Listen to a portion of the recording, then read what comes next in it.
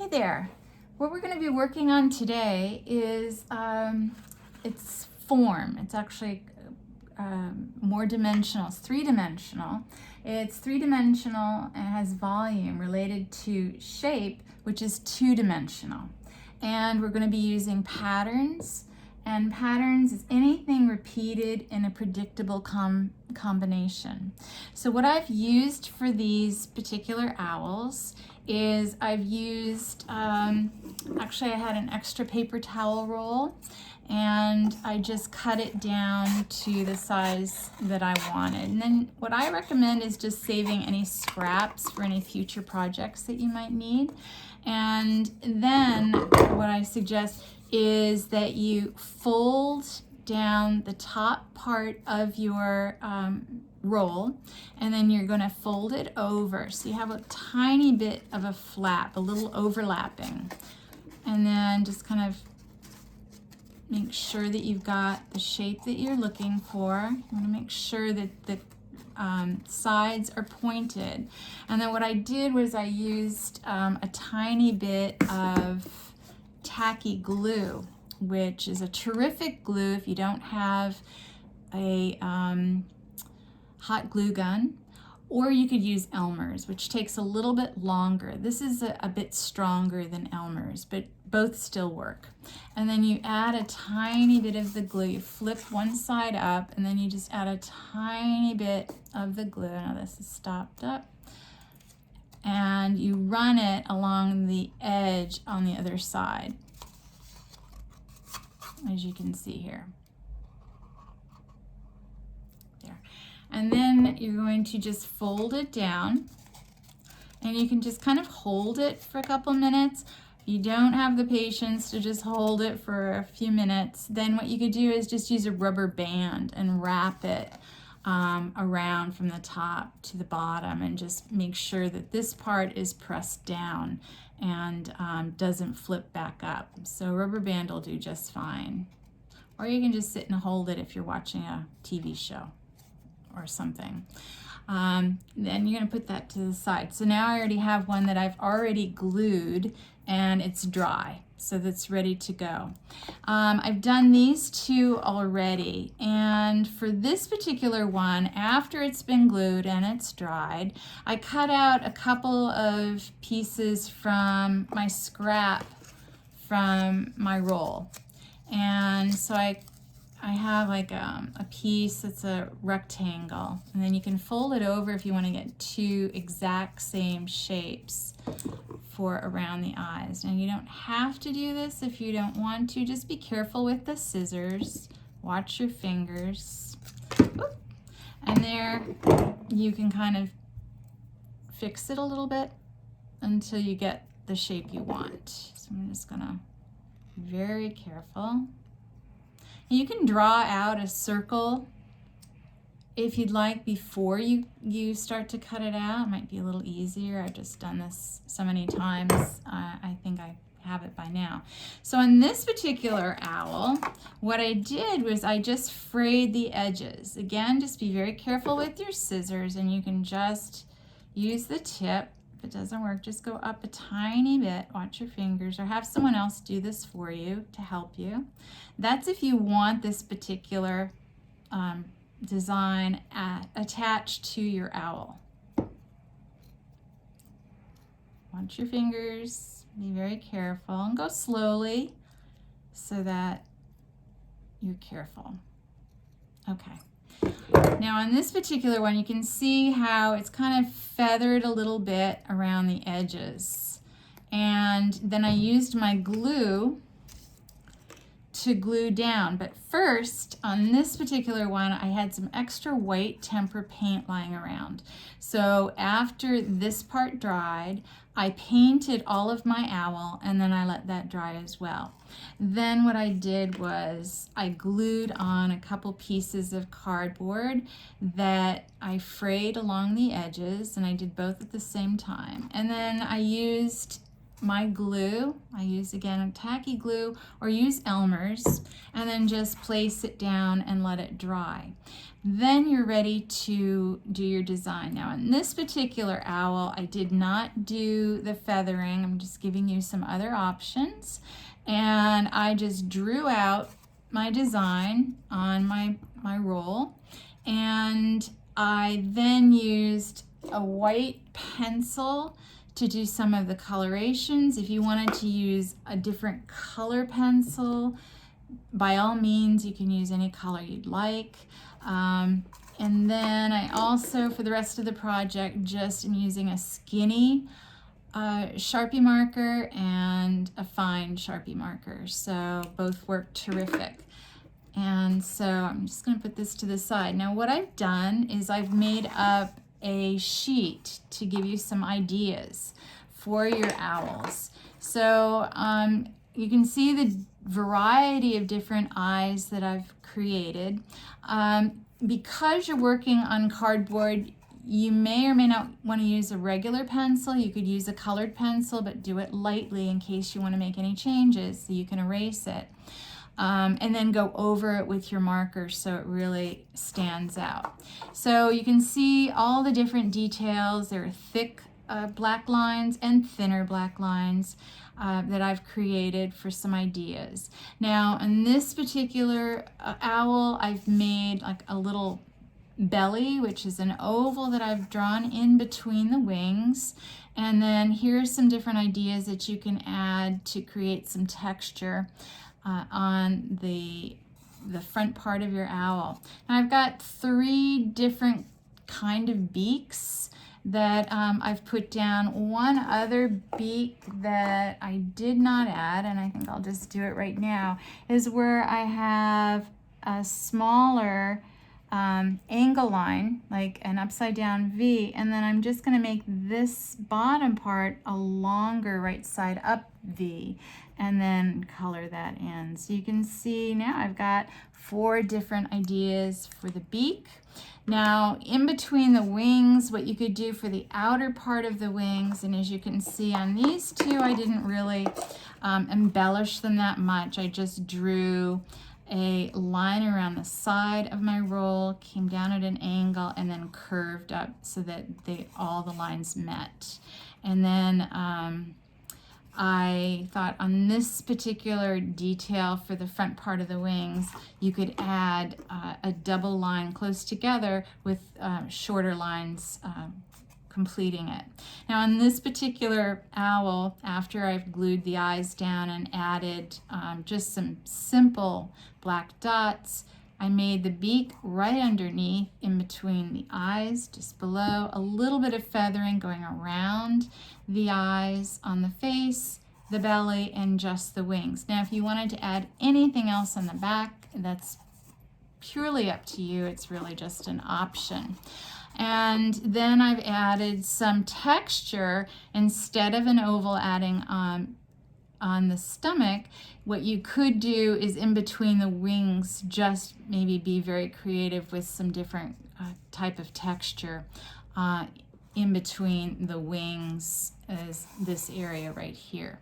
And as you can see in this one, I did the eyes slightly different. They're angled, they're at a diagonal, coming in towards the center. They're facing, of course, the beak, a little bit of detail under the eyes. I actually added detail inside this part, which would be the ears for the owl, and then a little bit of a detail inside the wings and the front part of my owl. So let's just do one. Right now I'll leave these to the side so that you can see. And if you wanted to paint your owl, you could simply use any kind of tempera color. I suggest using a little bit of white, just so it'll be lighter and you'll be able to see all the details once you add it after it's dry, just to make a tint on your owl. If you don't have tempera available, you could simply use a watercolor on your cardboard to first paint it, let it dry, and then draw out your detail. So what you could do first is use a lightly colored pencil on the cardboard for the detail. I'm just going to go right in and do my eyes first. So right from the center at the top of the head, I'm going to kind of figure out where the midsection is and make a tiny dot from there. And then from that tiny dot right next to it, I'm just going to simply make a circle. And then I'm going to add another circle next to it. And just, you know, like I said, it might be easier to do it first in pencil and then go over it with a marker. So in between the eyes, and you can definitely darken that line, make it thicker. What you could do is then start to kind of add some nice feathering just in between the eyes, going out towards the ears, and make like a little leaf shape right inside. Okay, you can add more to it if you wanted to. You could do a small curve in between and maybe add another one. And you can pick and choose from any of these ideas that I have here. Then for the eyes, you could definitely do another circle inside your first circle. So the outside circle would have to be bigger if you're going to do more detail on the inside. And in hindsight, when I look at this circle is slightly smaller than the first one I did, but that's because I just am doing it freehand, and that's okay.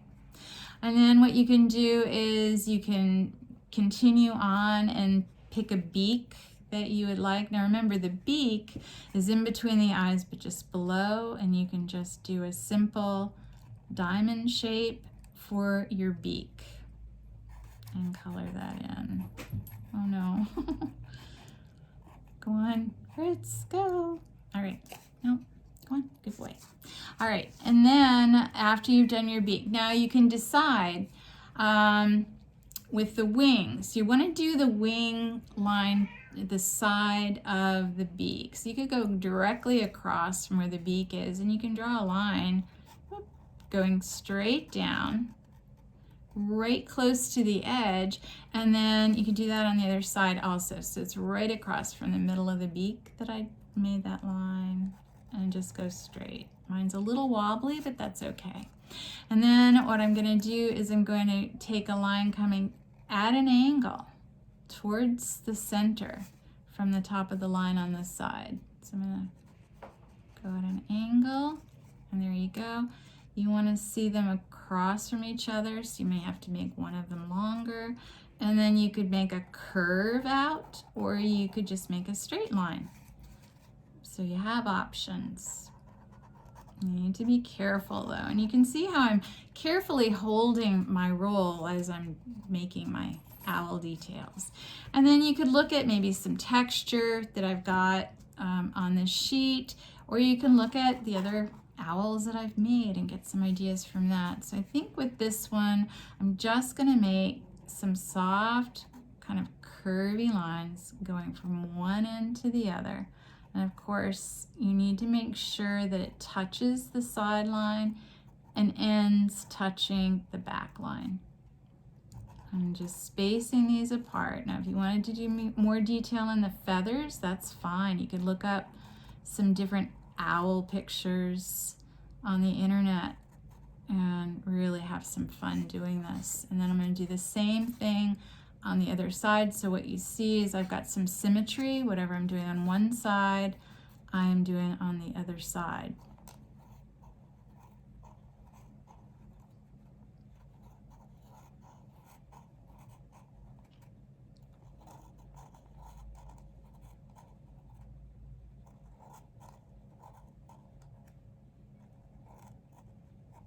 There. Okay, so again, you could do something like I did on this particular example, where I drew an oval and then I did a different kind of texture. I think you would want to do something different from what you did on your wings. And then you could go from side to side. So if you wanted, you could just do a zigzag design going across.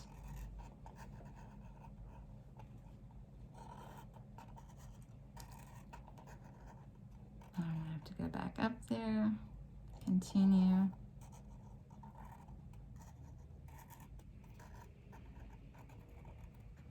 And if you have any more room, you can maybe add a little bit more all the way down to the bottom.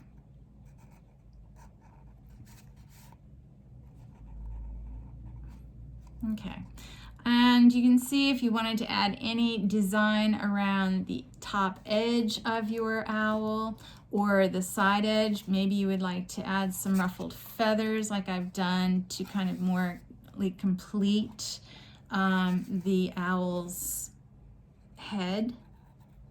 I don't think you have to. I think it's just another option. Okay, now after you're done drawing out the details on your roll for your owl, what you can do is either use tempera paint or use just a plain white pencil, and you could create some color in between some of these patterns. Do you have to? No.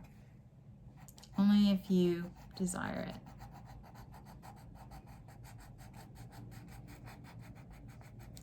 Now if it gets onto the black outline that I have already, then what you'll do is you'll just use your eraser and clean it up a little bit. And it's okay if it's not completely solid. Remember, the owls have texture and they're feathers, so you can definitely run with that. And then now you could also just kind of hold it down gently. You don't want to smash it. You want to just kind of hold the shape while you're working.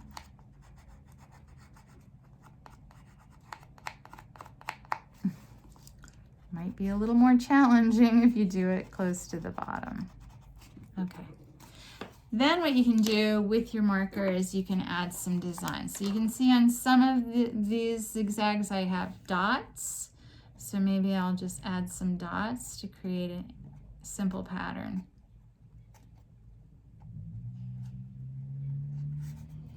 And on this section, I just have vertical lines in between the zigzag. Again, make sure that you touch the top and bottom line.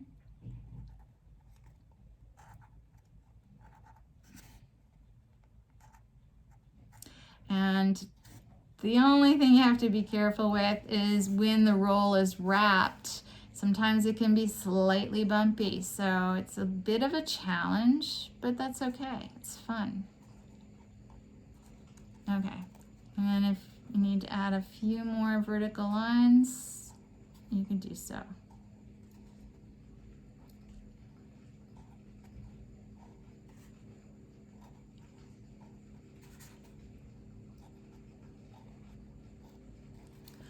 All right, so I think if you wanted to add a little bit more, you could kind of add some feather detail inside this part of the ear. You could color it in white if you wanted to,